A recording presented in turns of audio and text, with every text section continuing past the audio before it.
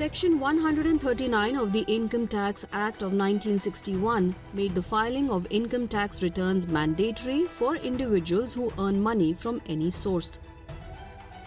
Over the last few years, filing income tax returns online has become easier, and assessees can do it on their own without the intervention of intermediaries like a CA or a tax consultant.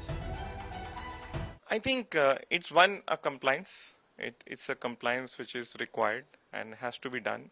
And by and large, I think the government is ensuring by sending reminders, by creating various awareness programs that it should be done.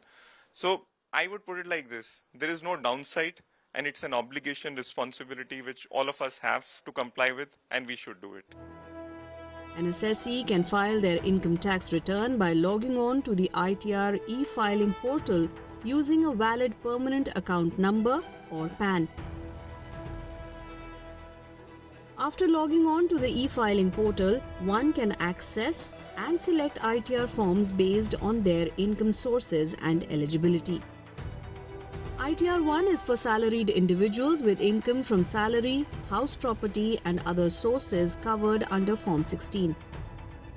Assessees will get a pre-filled ITR form on which necessary changes can be made on the basis of Form 16 received from the employer.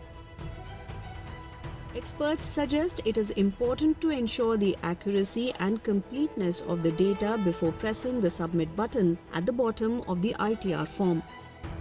Cross-check and verify their incomes over the past in the last year.